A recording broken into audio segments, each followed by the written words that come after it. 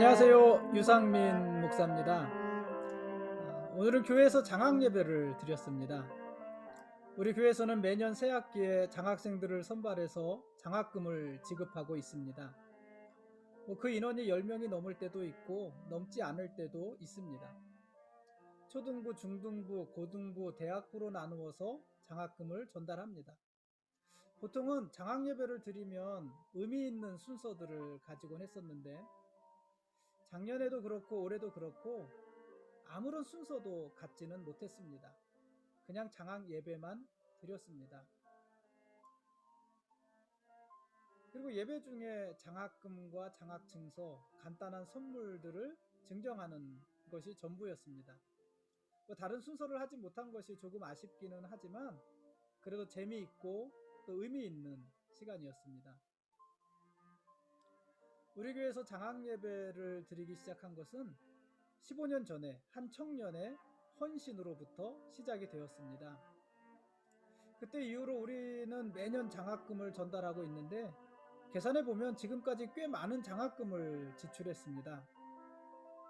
우리의 목표는 이 일이 꾸준히 계속 지속되는 것이고 많던 적던 교회에서 장학금을 받은 우리 아이들을 중심으로 해서 정식 장학회를 발족하는 것입니다. 그래서 더 많은 학생들에게 다양한 기회를 제공하는 것이 우리가 가진 꿈입니다. 그런 의미에서 오늘 우리는 아이들에게 꿈을 심은 것입니다.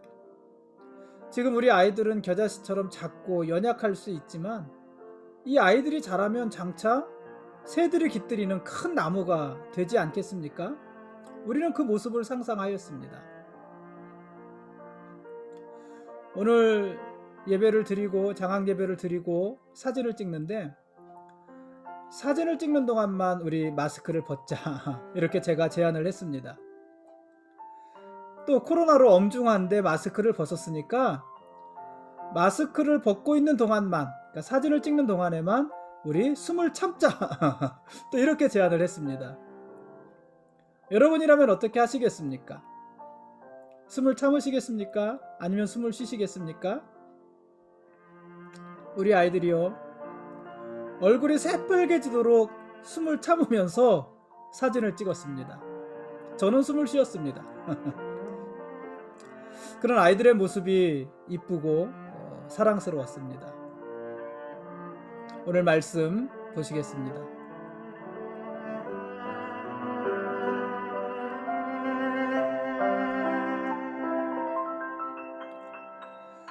오늘 읽을 말씀은 신명기 3장과 4장 말씀입니다.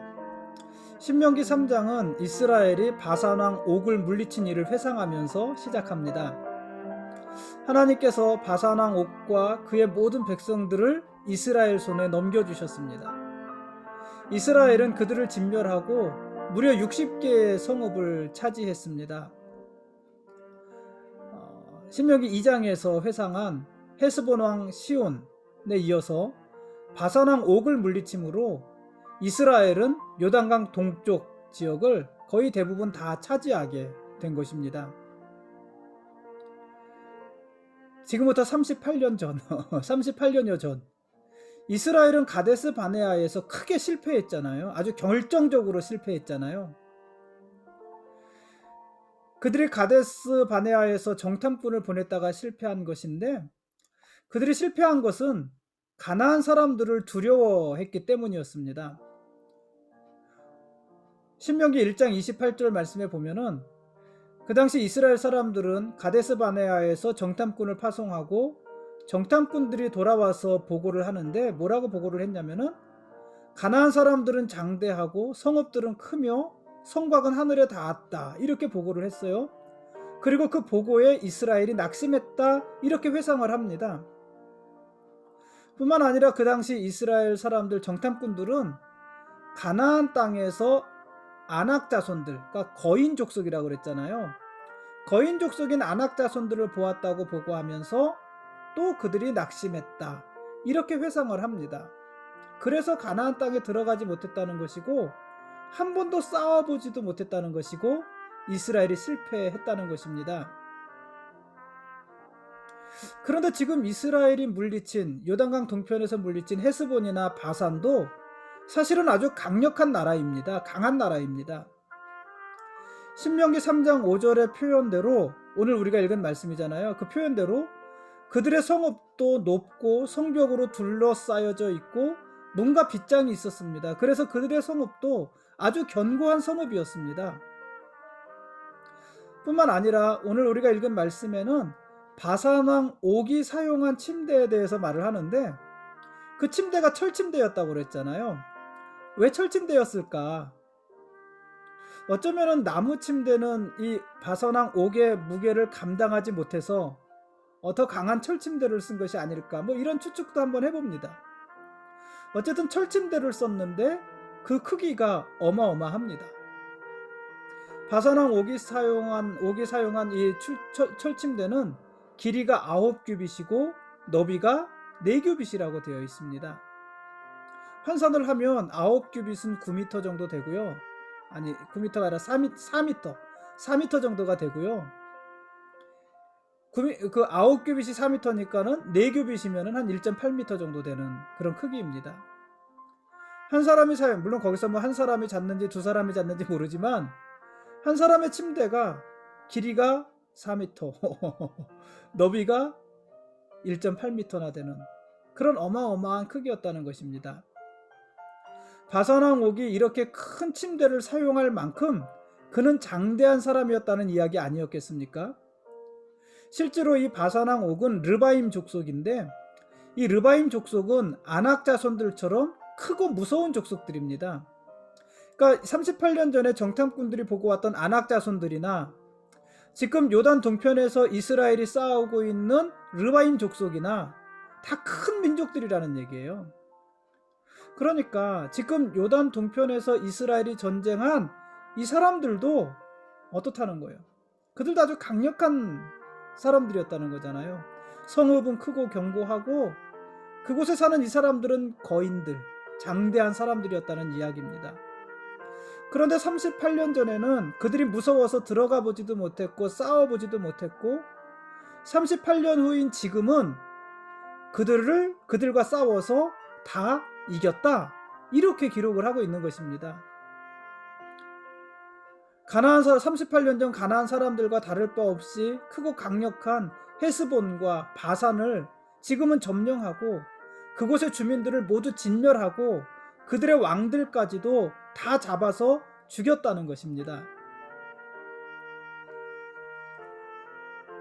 이제 이스라엘은 가나안 땅에 들어갈 것입니다. 그리고 그곳에서 수많은 전쟁을 치룰 것입니다. 38년 전에 그들의 아버지 세대가 두려워서 떨던 사람들과 전쟁을 할 것입니다. 당시 가나안 사람들에게는요, 철병거가 있었습니다. 그러니까 38년 전에도 물론 있었겠지만은 지금 가나안 사람들에게는 철병거가 있었습니다. 그들의 성은 여전히 크고 견고했습니다. 그곳에 사는 사람들도 여전히 똑같은 사람들 아니었겠습니까? 그런데 그것은 사실 아무 문제도 아닙니다. 왜냐하면 전쟁은 하나님께 속한 것이기 때문에 그렇습니다. 이스라엘은 다만 하나님의 말씀에 순종하면 되는 것 아니겠습니까? 가나안 사람들이 얼마나 강한지 혹은 약한지, 상대적으로 자신들은 얼마나 강한지 혹은 약한지, 심지어 메뚜기 같은지, 이런 것들은 아무 문제도 되지 않습니다. 이스라엘에게는 다만 하나님을 신뢰하는 믿음과 하나님을 향한 순종만 있으면 되는 것입니다. 그것으로 이스라엘은 가나안과의 전쟁에서 이기는 것입니다. 그 본보기가 뭐냐면 요단강 동편에서의 싸움인 것이에요. 요단강 동편에서 헤스본 왕 시온과 바산 왕 옥, 이들과 싸워서 이긴 것, 승리한 것, 그 기억을 가지고요, 요단강을 건너가는 것이고 그 기억과 그 믿음을 가지고 가나안 사람들과 싸우는 것입니다. 그래서 요단강 동편에서 이들을 이긴 것은 큰 의미가 있는 것입니다. 지금 모세는 신명기서에서 그 사실을 회상하고 있습니다. 지금 회상하지만 가나안에 들어가서 그곳에서 내내 회상해야 될 모습인 것입니다.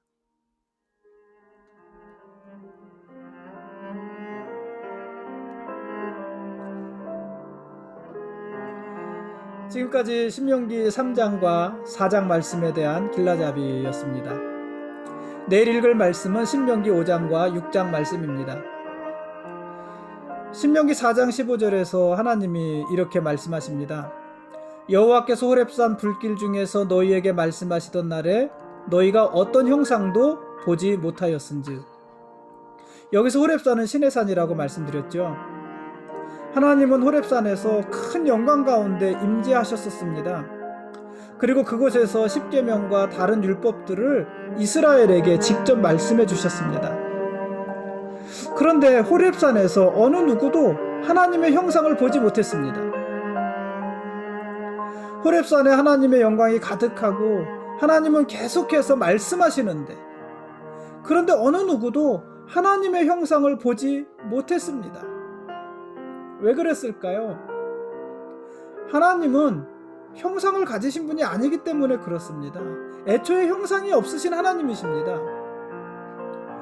그렇기 때문에 하나님은 우리에게 어떤 형상도 보여주실 필요가 없으신 것입니다. 없는 형상을 무엇하러 보여주시겠습니까? 하나님은 다만 우리에게 계속해서 말씀하시는 하나님이신 것입니다. 다른 종교들은 그렇지 않잖아요. 다른 종교들은 모두 자기들이 믿는 신의 형상들을 가지고 있습니다. 고대 근동의 종교들도 마찬가지입니다. 성경에 그렇게 많이 등장하는 바알도 형상이 있고요. 아세라도 형상이 있고요. 이스라엘이 시내산 아래에서 모든 금부치를 모아서 만든 애굽의 신 아피스, 그도 형상이 있었잖아요. 송아지 형상의 그 모습이 있었잖아요. 불가에서는요 500나한의 형상이 있지 않습니까? 가운데 석가모니가 있고 그 옆에 제자들이 있고 12나한, 18나한 그런 나한들이 있고 500여 나한들이 있잖아요. 그게 다 형상을 가지고 있는 각각의 신들의 모습 아닙니까? 모든 종교들이 그렇게 자기들이 섬기는 신들의 형상을 가지고 있는 것입니다. 그런데요, 이런 형상들은 사실 사람들이 다 만든 거잖아요. 사람들이 자기가 기대하는 것과 자기의 상상력을 다 동원해서 만들어낸 것들이잖아요. 그래서 우상이죠.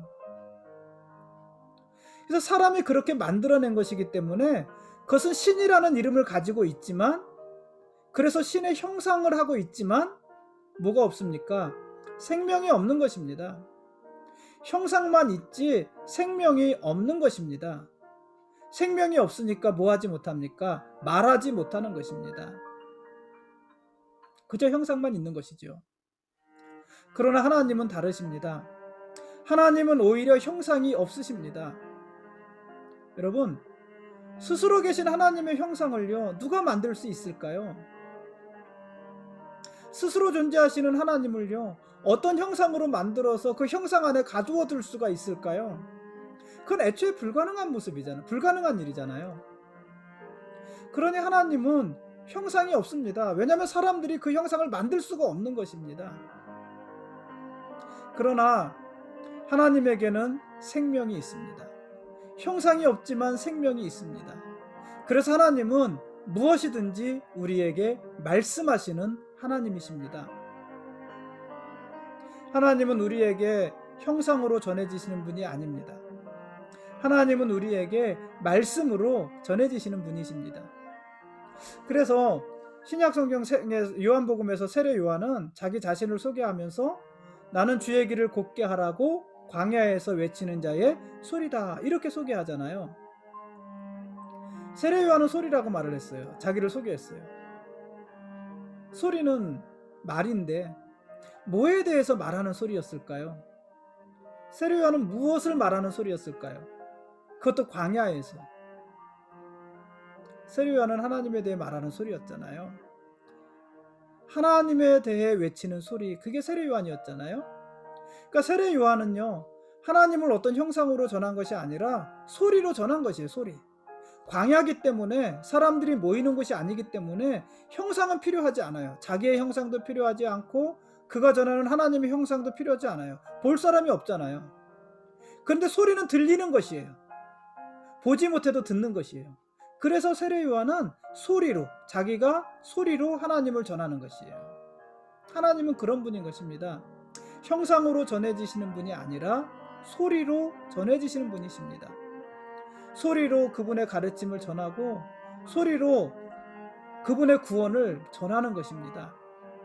그러므로 여러분, 형상을 쫓지 마십시오. 눈에 보이는 것에 너무 현혹되지 마십시오. 호렙산에서도 하나님의 형상을 본 사람이 없습니다. 다만 그분이 말씀하시는 소리를 들었을 뿐입니다. 그럼에도 불구하고요, 사람들은 끊임없이 하나님의 형상을 만들려고 합니다. 그래서 하나님께서 말씀하십니다. 그리하여 스스로 부패하여 자기를 위해 어떤 형상이든지 우상을 새겨 만들지 말라. 남자의 형상이든지 여자의 형상이든지 땅 위에 있는 어떤 짐승의 형상이든지 하늘을 나는 날개 가진 어떤 새의 형상이든지 땅 위에 기는 어떤 곤충의 형상이든지 땅 아래 물속에 있는 어떤 어족의 형상이든지 만들지 말라. 또 그리하여 네가 하늘을 향하여 눈을 들어 해와 달과 별들 하늘 위의 모든 천체 곧 너희의 하나님 여호와께서 천하 만민을 위하여 배정하신 것을 보고 미혹하여 그것에 경배하며 섬기지 말라. 신명기 4장 16절에서 19절 말씀입니다. 하나님은 어떤 형상도 만들지 말라고 하십니다. 그것은 모두 부패한 일이고 미혹된 일이라고도 하십니다. 하나님은요, 자신의 형상을 만드는 대신 기도하라고 하십니다. 신명기 4장 7절에 이런 말씀이 있어요. 우리 하나님 여호와께서 우리가 그에게 기도할 때마다 우리에게 가까이 하심과 같이 그 신이 가까이 함을 얻은 큰 나라가 어디 있느냐. 하나님은 우리가 기도할 때 우리에게 가까이 하시는 하나님, 우리가 기도할 때마다 우리에게 가까이 하시는 하나님이십니다. 하나님은 우리가 불안해서 만들어 놓은 형상 속에 계시는 분이 아니라 우리가 기도할 때마다 우리와 가까이 하시고 우리 속에 함께 하시며 우리에게 말씀하시는 하나님이신 것입니다. 가나안 입성을 앞에 한 이스라엘에게 하나님은 이런 자신을 소개하시면서 자신이 가나안에 있는 그 온갖 우상들과 얼마나 다른 분인지를 분명히 말씀하고 계시는 것입니다. 그리고 이스라엘은 이 기억을 가지고 이 말씀을 가지고 가나안 땅에 들어가서 그 땅을 점령하고 그곳에서 하나님의 백성으로서의 삶을 살아야 하는 것입니다. 하나님이 우리의 왕이십니다. 그리고 우리는 그분의 거룩한 백성들입니다. 고맙습니다.